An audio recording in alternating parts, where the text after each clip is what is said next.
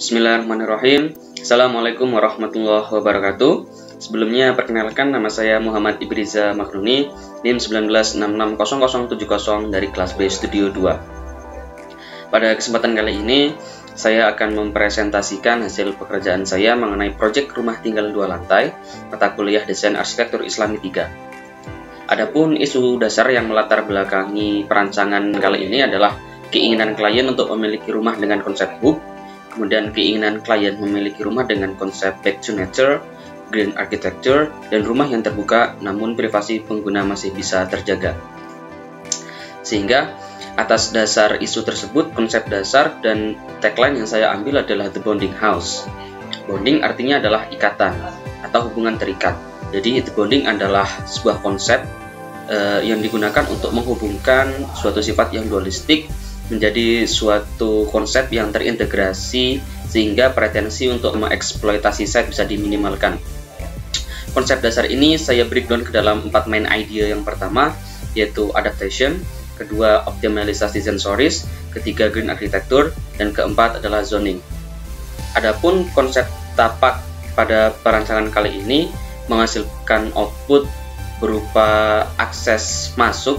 Yang pertama ada akses kendaraan, kemudian akses masuk pengguna di sebelah timur dan juga di sebelah utara.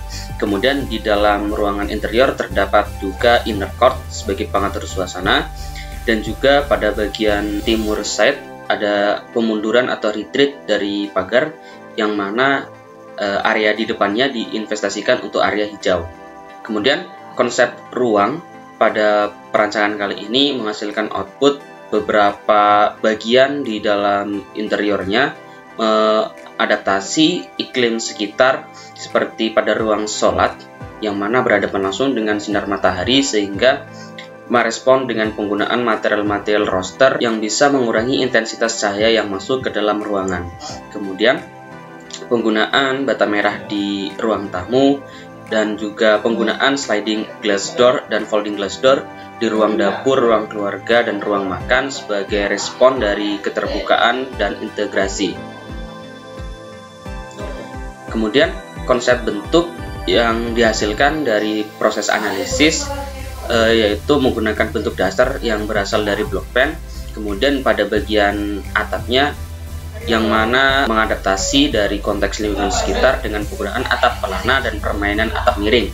Selain itu terdapat juga atap skylight roof. Kemudian untuk konsep strukturnya sendiri, pada bagian substructure saya menggunakan fondasi batu kali dan juga kombinasi fondasi setempat atau pour plate.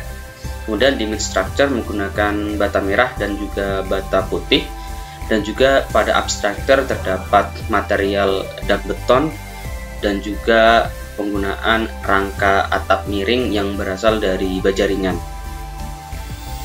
Untuk konsep utilitasnya sendiri saya breakdown ke dalam 3 garis besar, yaitu air bersih, air kotor, dan juga air hujan. Untuk air bersihnya sendiri, air dari PDAM disimpan dalam tandon bawah, kemudian dialirkan ke tandon atas menggunakan jet, kemudian dari tandon atas akan didistribusikan. Kemudian untuk air kotornya sendiri, air buangan dari wastafel, afur, dan mesin cuci dialirkan ke bak pengolah grey water. Dan untuk air bekas dari wastafel bak cuci akan masuk ke bak kontrol lemak dulu ke bak pengolah grey water hingga airnya kita salurkan ke sumur resapan. Dan untuk air kotor atau air buangan yaitu dari kloset langsung menuju ke septic tank dan langsung menuju ke sumur resapan. Dan untuk air hujannya sendiri yaitu air hujan dari talang ini langsung dialirkan ke bawah atau ke tanah, dan juga terdapat biopori untuk mempercepat peresapan air.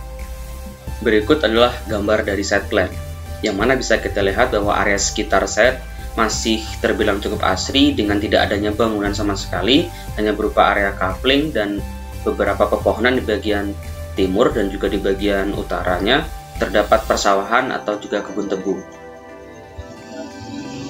Berikut adalah gambar layout plan.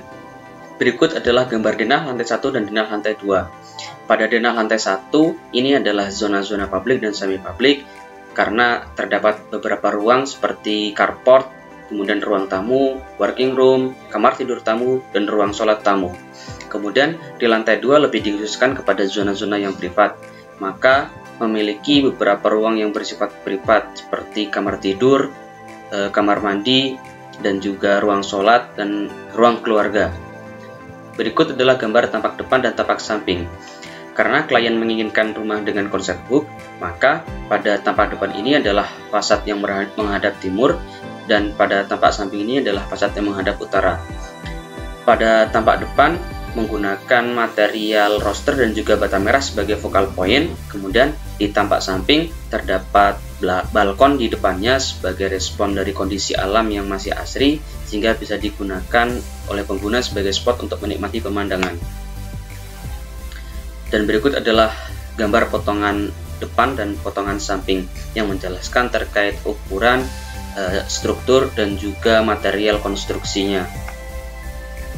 Dan berikut adalah gambar perspektif eksterior. Berikut adalah gambar interiornya, yaitu kamar tidur dan juga dapur. Dan yang terakhir adalah detail-detail arsitektural. Dan berikut adalah detail arsitektural untuk tangga dan juga kaca nako yang berada di ruang working room. Sekian presentasi rumah tinggal 2 lantai dari saya. Kurang lebihnya saya mohon maaf. Terima kasih. Wassalamualaikum warahmatullahi wabarakatuh.